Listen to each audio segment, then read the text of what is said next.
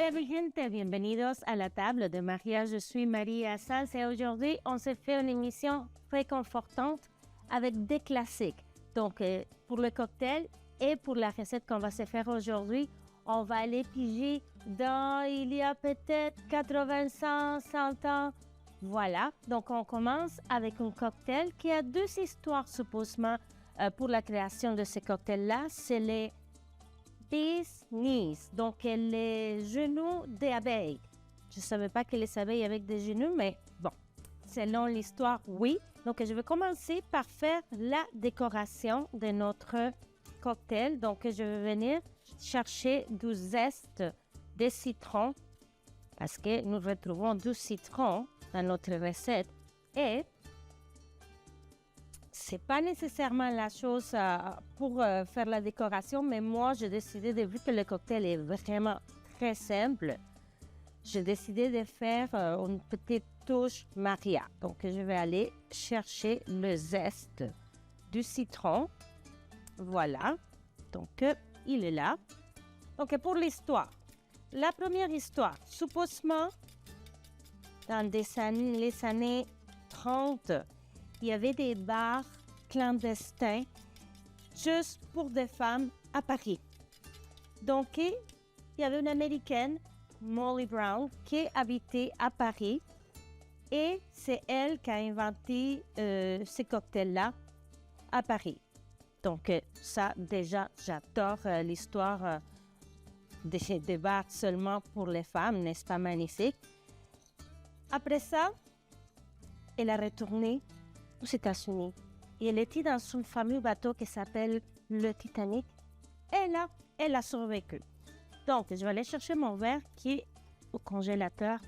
Oh, comme c'est beau, ça fait vraiment vintage. Donc, elle a survécu. Et voilà, donc on l'a appelée Unsinkable Molly parce que là, elle n'est pas décédée dans le Titanic. Donc, voilà pour la première histoire. Ici, j'ai du miel, un superbe miel qui est fait chez nous, que je vais ajouter dans de l'eau que je fais chauffer au micro-ondes, parce que c'est un sirop au miel qu'on fait, comme un sirop simple au miel. Mais là, le miel n'aime pas quand on le mélange avec du froid. Donc, pour le cocktail, c'est pour ça que je le fais avec l'eau chaude pour venir dissoudre le miel. Voilà, parfait. Parce que sinon, il va rester tout comme il va faire comme des grumeaux, on peut dire. Donc, voilà, sirop simple au miel. Donc, l'autre histoire, c'est que pendant les années de prohibition aux États-Unis, évidemment, il y avait des gens qui faisaient l'alcool illégal. Donc, ils faisaient dans leur salle de bain. Donc, c'est pour ça qu'il a appelé du gin bathtub gin, donc du gin fait dans les baignoires. Donc, évidemment, ce gin-là n'était pas très bon. Donc, je vais venir peinturer les côtés de mon verre. Je vais faire quelque chose d'assez organique, rien de trop parfait. Bon, oh, ça sent trop bon. Ce miel-là est très intense en gros. C'est ça que j'aime. Ça goûte comme le miel au Venezuela. Voilà. Donc, je vais peinturer mon verre et ensuite, je vais venir coller ma préparation des zestes des citrons. Comme je vous dis, très organique. Je ne veux pas la perfection ici. Je veux seulement avoir le petit goût sucré et citronné. Donc voilà, les gens ils faisaient leur gin dans leur salle de bain. Donc évidemment, ce gin-là n'était pas très bon. Donc pour masquer le goût de gin pas bon, que ce n'est pas le cas aujourd'hui, vous y mettez du jus de citron et du miel et comme ça, boum, on ne goûtait pas que le gin n'était pas de bonne qualité. Mais aujourd'hui, c'est tout le contraire. Ici, j'ai un gin d'excellente qualité. C'est une gin faite chez nous également, dans la cabane à sucre au pied des cochons, par Martin Picard.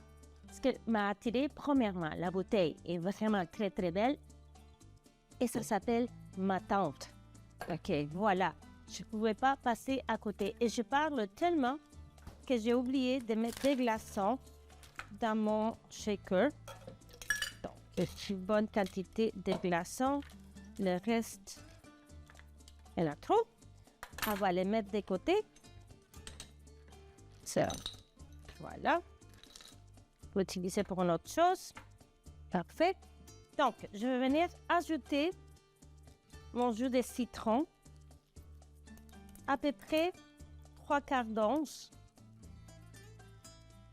Voilà. Jus de citron. Et ici, on n'a pas besoin de masquer le gin, parce qu'il est trop bon. Là, je mets le restant de citron là. Je vais ajouter également mon sirop miel. Et je vais ajouter 12 onces de gin ma tante. 1, 2. Et je vous recommande de prendre un gin qui ne soit pas nécessairement aromatisé, parce que si on prend un gin aromatisé au concombre ou je ne sais pas, toutes les sortes de gin aromatisés que nous savons maintenant, mais ça va changer le goût de notre cocktail. Parce qu'on peut goûter le citron et le miel. Donc, allez, on y va. Vous êtes prêts?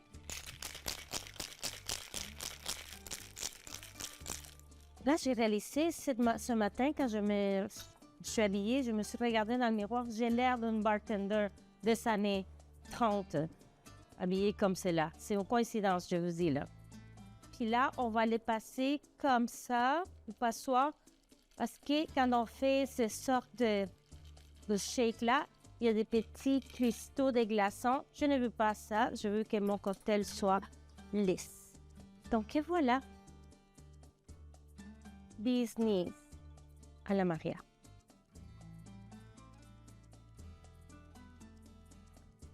Oh là là, quelle élégance. J'adore. Petite pause et on revient avec notre émission Vintage des recettes classiques. Donc, en parlant de vintage, on va commencer en se faisant quelque chose qui est vraiment très vintage, mais je sais qu'il y a beaucoup de mamans et grands-mamans qui font encore. Je mesure tout simplement pour voir quelles tomates je vais utiliser. Donc, je vais faire des tomates à la provençale. Mes deux belles-mères, j'en ai pas deux en ce moment, mais ma première belle-mère, elle en faisait tout le temps. Elle en fait encore. Et ma belle-mère, maintenant, elle en fait aussi quand on nous reçoit à manger. Pas mal souvent, elle nous fait ces tomates. Il faut dire que j'adore. Honnêtement, je trouve que c'est délicieux, c'est simple, c'est réconfortant et c'est très facile. Parce qu'aujourd'hui aussi, je voulais vous montrer des recettes qui ont l'air fancy comme à l'époque, comme on faisait nos grands-mères ou nos mères, dépendamment de votre âge, mais qui, malgré le fait qu'ils ont l'air très fancy, sont super simples et sont faites avec des ingrédients qu'on a déjà à la maison. Donc, en arrière, j'ai mon four qui chauffe à 400 degrés. Donc, je vais tout simplement vider la tomate et je vais garder l'intérieur parce que je peux l'utiliser pour une autre chose. Faire la passata, normalement, je fais avec l'intérieur de mes tomates. Donc, je vais les mettre là-dedans.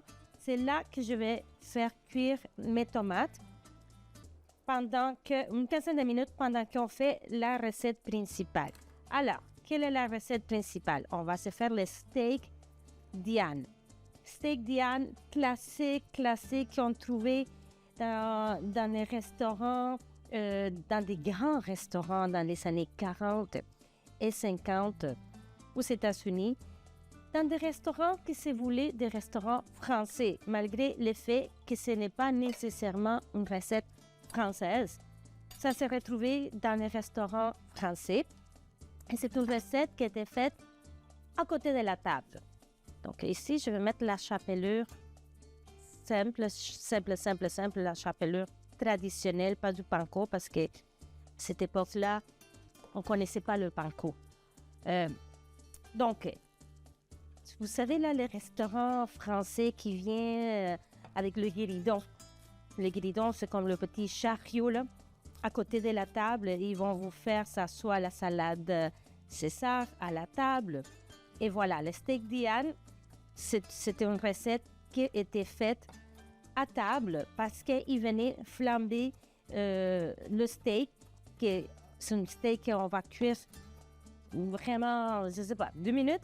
Puis, on va venir le flamber, ça soit avec du cognac ou avec du brandy. Maintenant, c'est très, très difficile d'en trouver. J'ai mis du persil parce que ça a l'air qu'il y a eu énormément d'accidents à cause des flammes.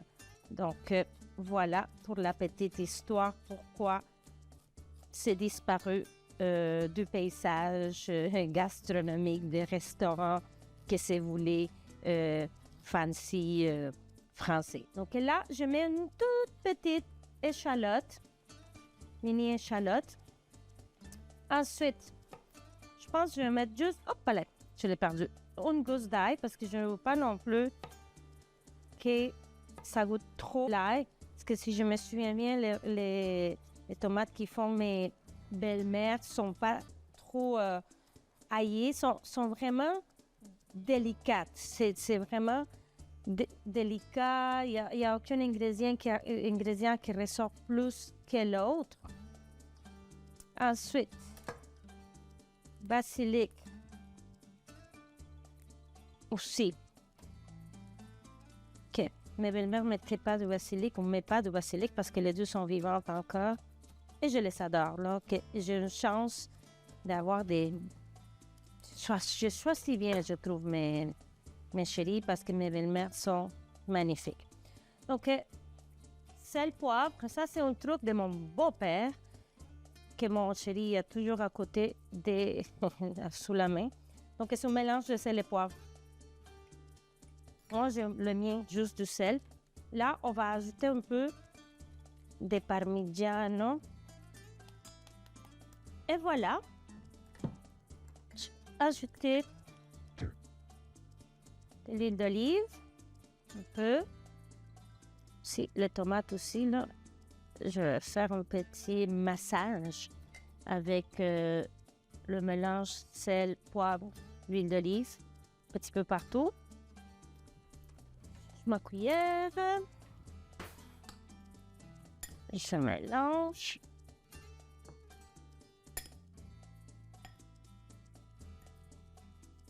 Voilà. Vous pouvez ajouter également du beurre fondu, si vous voulez. Un petit peu plus d'huile d'olive, ça sent trop bon. Et des herbes de Provence. Des touches de herbes de Provence. Ça sent bon. Donc, je vais juste les farcir jusqu'au top. Comme ça. Voilà. Et c'est tout. Donc, petite pause. J'envoie les tomates au four. Et on revient avec notre steak. Ah, voilà, le four est prêt. On revient avec notre steak Diane à la table de Maria. Donc, prochaine étape, on commence notre sauce. Donc, je vais faire une échalote française parce que c'est une sauce qui se veut française. Mais on ne connaît pas les origines. Probablement, c'est les États-Unis. Mais voilà, donc on utilise des ingrédients qu'on pense seraient dans une sauce française, mais ce sont des ingrédients qu'on a à la maison. L'échalote française, c'est un goût beaucoup plus délicat qu'un oignon et ça va cuire aussi plus rapidement. Donc, on va venir juste la faire translucide un peu. Voilà. Parfait, parce que l'échalote française, elle va dorer très rapidement. Donc, c'est juste à faire revenir un peu. Là, j'ajoute mon mélange sel-poivre. on va ajouter des champignons ici que j'ai déjà lavé et séché. Donc, je vais le couper juste eux qui sont trop gros en tranches. Comme ça. Boum, boum, boum. C'est une sauce aux champignons finalement. Avec, vous allez voir, c'est trop facile et c'est trop vite. J'ai mon steak. Donc là, je vais faire juste un steak pour moi parce que c'est pas une recette qui se réchauffe bien. Il faut la faire minute puis la manger tout de suite. Vous pouvez, si vous voulez, avoir la sauce déjà faite, mais le steak, il faut le cuire minute. Donc, on va prendre steak qui soit une bonne qualité. Traditionnellement, c'est fait avec du filet mignon. J'ai un contre-filet. C'était très bien recommandé par mon boucher. Je fais confiance. Donc, voilà. On va vraiment faire dorer nos champignons avec l'ail. Et je laisse mon steak température pièce avec seulement sel, poivre. Parce qu'on veut vraiment qu'il soit à température pièce. Donc, je le laisse là. Une autre petite pause pour venir finir notre sauce, faire la cuisson du steak. Et voilà, on se voit dans quelques minutes ici pour la suite de le steak Diane. Donc, comme vous voyez, les champignons sont bien colorés. Ils ont réduit beaucoup. C'est normal. Là, on va venir déglacer avec, ça soit du brandy ou du cognac. J'ai du brandy français. Et moi, je ferai pas... Est-ce qu'on met tout? Non, c'est trop. Je ferai pas flamber parce qu'on a une caméra en haut puis je veux pas, brûler la caméra. Donc, pas flamber, c'est pas nécessaire. C'est beaucoup pour le spectacle parce que de toute façon, on va faire réduire l'alcool. J'ai ajouté la moutarde de Dijon, toujours. La sauce Worcester dans cette maison, c'est la salsa inglesa. Voilà, donc tout simplement Worcestershire. On mélange. Voilà. Ce moment-ci, vous pouvez mettre des herbes, si vous voulez, du tarragon, je sais pas, des herbes. Mais c'est pas nécessaire. Là, j'ajoute du bouillon de poulet. De bœuf. Ma tête, elle est un peu partout. Bouillon de bœuf, on va laisser réduire un peu pour que les saveurs puissent s'intensifier. En même temps, je vais faire cuire ma viande, mais je vais laisser le temps que ça réduise un peu. Après, je cuis ma viande et on va finir avec la crème et je vais aller chercher mes tomates. Donc, on se voit dans quelques minutes ici à la table de Maria pour le steak Diane et les tomates à la provençale. J'ai déjà commencé la cuisson de ma viande. Donc là, on va finir ici, là, juste avec de l'huile d'olive et de coloration. Juste le temps de finir la sauce. Belle réduction. Je vais ajouter de la crème. Regardons voir si c'est assez. J'ai déjà fermé la chaleur, donc avec la chaleur résiduelle. Mais je vais mettre peut-être un peu doucement, le temps de sortir ma viande. On va ajouter du persil à la sauce également. Et là, pas que ma viande soit trop cuite. OK. Voilà, c'est parfait. On va la laisser reposer dans notre assiette. Juste comme cela.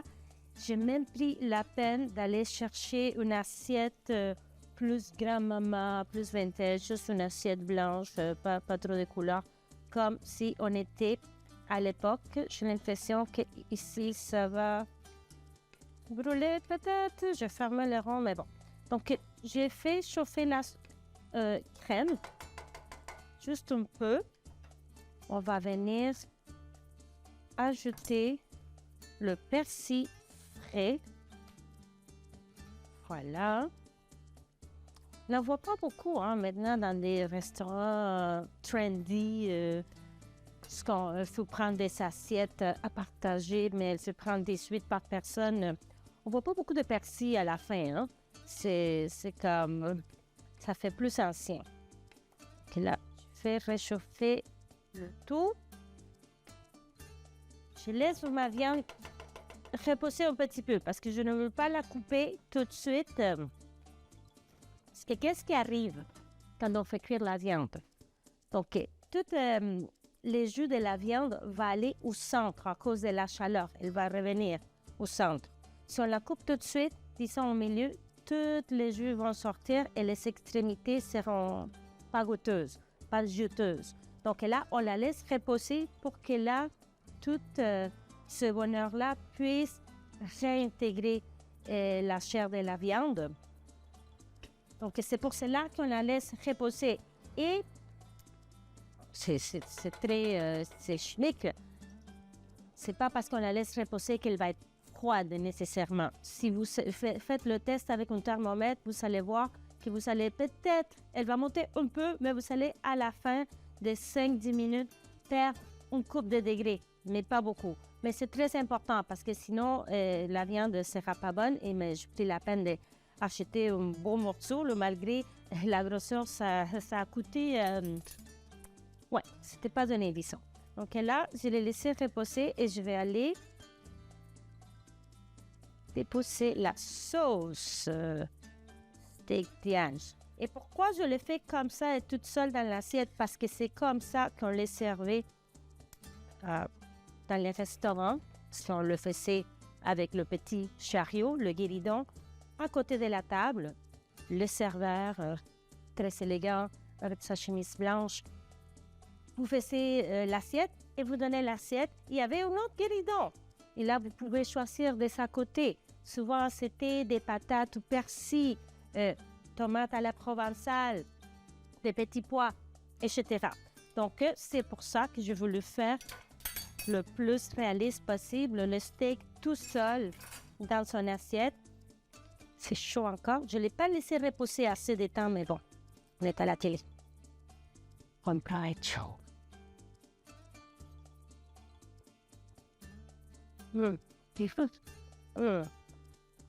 Tomates. Les tomates, là, ça sent le bonheur. Je sens un peu l'ail et le basilic.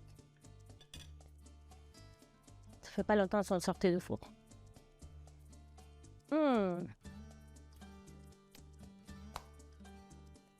Donc, sur ça, je vous dis, besitos y hasta la próxima.